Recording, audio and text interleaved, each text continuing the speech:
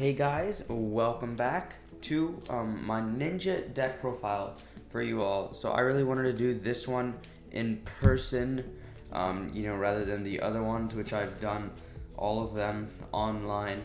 So for starters, before I get into the deck profile, I'm going to tell you all, definitely go check out my combo video if you haven't. It'll explain how you play the deck a little bit. It'll explain how you're sort of playing a little bit more of an explosive version of the deck, and how the deck operates, why I'm playing certain cards the way I am, certain ratios, etc. This is a 60 card deck, by the way. I am planning to do more videos in the future on this deck, possibly like how to navigate weird hands or just test hands, etc. Stuff like that, just to show you guys the deck a little bit. So I know in the other video I had said like 10 likes or something, but there was a commenter who asked for the deck profile, so here we are with the deck profile. For this deck, definitely if you enjoy it, leave a like. I hope you enjoy it, and alright, let's get right into it. Alright, starting off, we have our boy 3 Hanzo. Of course, you need to play 3 of this card. This card is absolutely amazing. Alright, so essentially, for those of you guys who don't know what it does, is on normal summon, it searches a ninjutsu art spell card, and on special summon, it adds a ninja monster. Unfortunately, it is a when, so it does miss timing, but it's not a hard once per turn, so you use this card like a million times in a turn. If you see the combo video, you'll know how many times you use this card. Absolutely crazy card. 3 Upstart Golden Ninja. I know this is a very standard 3 of, but I do not think people realize what this card does and how much it does. If you saw, again, the combo video, you'll see I'm referencing that a lot in this video. If you saw that, you'll see what just this card plus any trap card does. It's really cool. So definitely you need to play 3 Upstart Golden, and if you're playing any less, then you're playing the deck wrong. 3 Jogan, definitely correct to play 3. 1 Kagan. So Kagan, the reason we play this over like any warrior, I'm sorry, let's get this in the frame for camera. Alright, so Kagan, Jogan is a mandatory 3 of because it's a free special and the skill 1. Kagan can be any warrior that's a pendulum scale higher than 8 that does not lock you into its archetype. I don't know if I don't know which ones there are. I haven't really looked into them, but really the reason I'm playing Kagan right now is because it's searchable off Hanzo. So if you're ever not able to search it off Ysolde, sometimes you can search it off of Hanzo, which is pretty cool. Also, if you brick with it, then you can send it off Notebook, which we'll get to later. If you're playing 2 Getsuga the Shogun, so this card is essentially double Monster Reborn that doesn't go to the graveyard. So what you do is you switch it to defense, target 2 ninjas in your graveyard, and special summon them. Absolutely insane card, definitely. It could be a 3 of, it's really up to you. 2's been working out fine for me personally, but the only thing about playing 2 is that you don't draw as much. It's okay to draw, so that's why I've considered 3, but you really only ever use it twice. Once in the first turn, once as a follow-up, and then it's recyclable off the field spell. While we're playing 2, you really only ever need 2, and that works fine for me. Alright, so next, 3 field spell and 1 terraforming. So if you'll notice, I'm going through all the ninja cards first. There we go. Alright, I'm sitting off to the side a little bit. So we're playing 3 Hidden Village and Ninjutsu Arts, plus the 1 terraforming. Definitely go see the combo video to see why this card's so good. But essentially what it does, it most of the time will recycle a Ninjutsu Art trap card. So what it does is when you normal summon a non-normal or special ninja monster, you can add a Ninjutsu Art spell or trap, or a ninja monster from your graveyard to your hand, but you can't activate cards or effects with the same name for the rest of the turn, which is fine because you just add back a trap most of the time, so you just set it. It's just free advantage. And then also, if a ninja ninjutsu art spell or trap card you control would be destroyed by card effect, or ninja monster destroyed by battle, you can banish a ninja monster from your graveyard instead. Both effects are once per turn. The second effect does not activate, so it's pretty cool. So we're playing 2 Notebook and 2 Alchemy. This is definitely the correct ratio for me anyways, because we're pen summoning, you always want to be setting Alchemy off of Notebook, because our scales are clogged, so we only have 3 spaces plus the field spell. So if we're just taking up a space with this card, then we don't actually have enough space most of the time. We use it for like the Pod Breed effect, just dig 2 further into our deck. Onto the traps now. We're playing a very hefty lineup, much more than most people. We're playing 3 Super Transformation, the best one. This one will summon an Amorphage out of the deck. So, most decks have a hard time outing an Amorphage. So, 3 of this one. Alright, then we're playing 2 Transformation, because they're the second best one. This one will get Dark Simorgh or Mist Valley out of your hand or deck. Super Transformation only gets it out of your deck. And Super Transformation also disrupts your opponent. So let me go over what they do. So Super Transformation, target a ninja you control and a monster your opponent controls. Send them both to the graveyard, and then special summon a monster from your deck that's a dragon, dinosaur, or sea serpent from your deck, whose level is equal to or less than the total level of the monster sent. So like, if you send a level 8 and a level 4 from your, you send a level 8 from your field and a level 4 from your opponent's field, you can summon any monster that's a dragon, sea serpent, or dinosaur from your deck that is level 12 or lower, for example. So really cool. What Transformation does is you tribute a ninja you control, and then special a beast, wing beast, or insect, basically, from your deck whose level is less than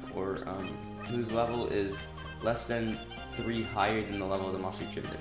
So for example, if you tributed Hanzo, which is a level 4, then you could summon anything that's level 7 or lower from your deck, which is really cool. So this will get out Mist Valley and Dark Simorgh. Alright, so then we're playing 2 Mirage Transformation. This is one that I might cut down to 1, but it's a really good card for disrupting graveyard decks, so that's why I am currently playing 2 Mirage Transformation. You tribute a ninja to target a monster in your opponent's graveyard, special summon it to your field, and then it's treated as a ninja, so you can use it in tandem with the other ones too. And the last one copy of Shadow Ceiling. This helps to out things most of the time.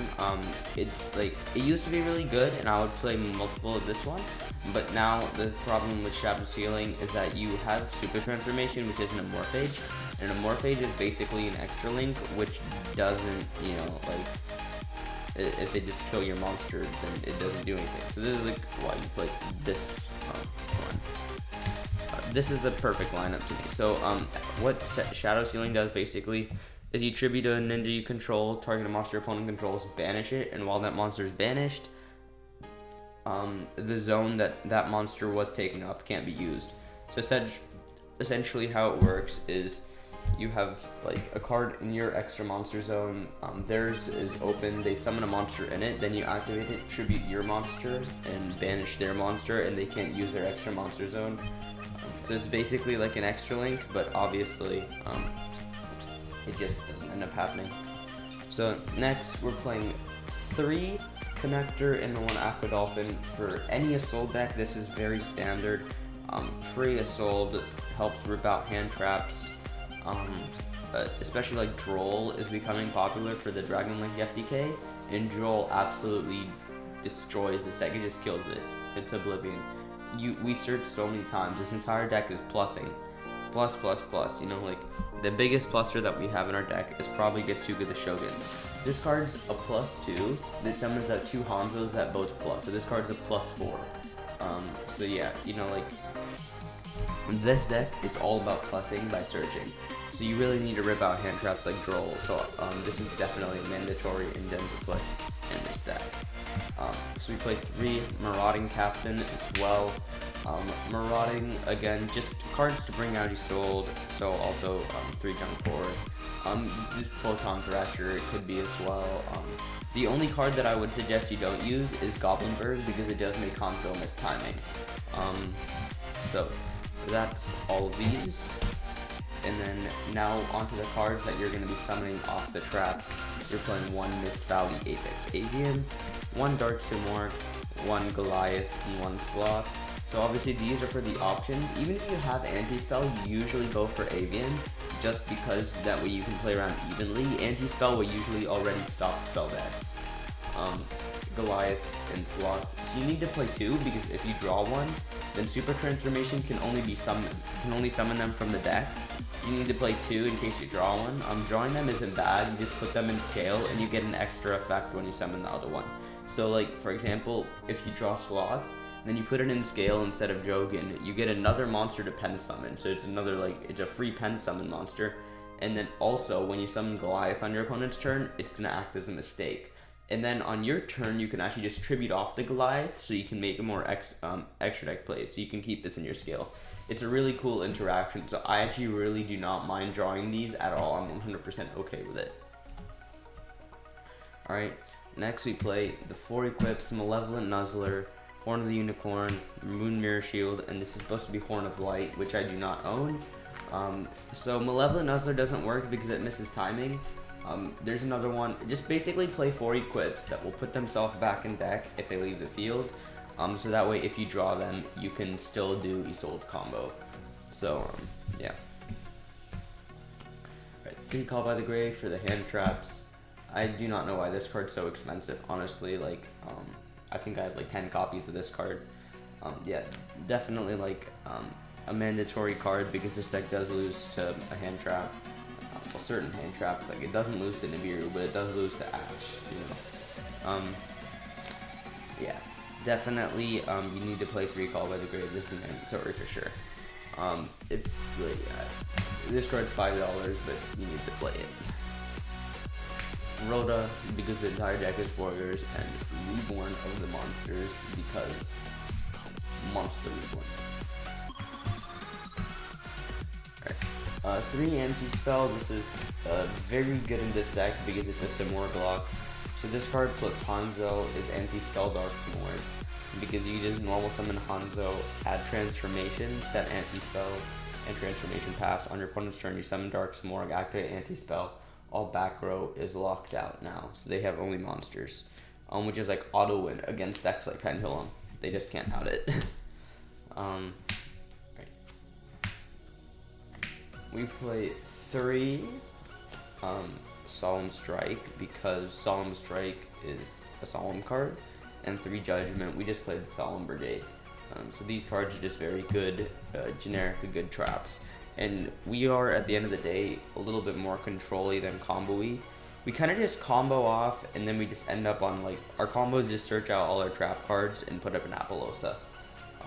So the combo, it sort of just gets us to the control part of the game, and then from there we sort of just grind. Because this deck has a very good grind game, especially being 60 cards, you almost never run out of resources. So it's really, good grind game. Alright, so we're playing 2 Saizo.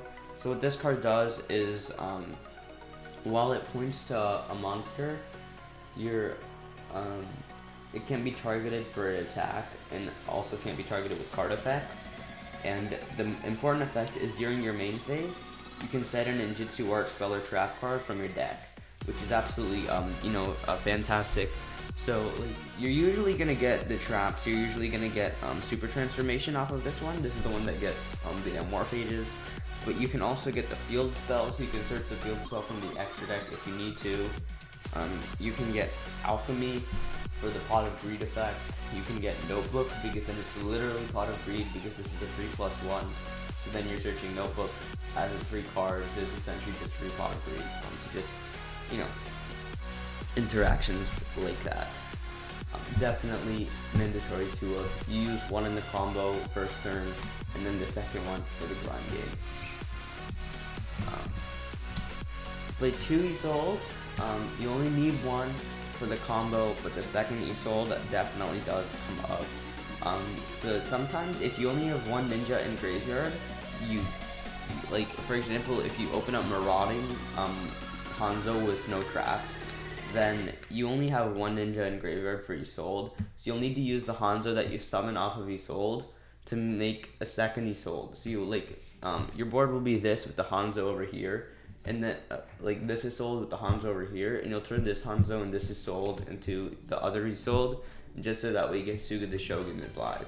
So just sometimes you have to make plays like that. So this is the reason we play 2, and that way we don't have to waste other extra deck monsters. We play IP. I don't own IP. Cerberus, Phoenix, and Unicorn. I know Unicorn's gotten somewhat expensive, but you know, this isn't really a budget deck. So these ones, we play Saryuja. You definitely need to play this. So in weird hands, the gameplay, like weird hands is what I would consider.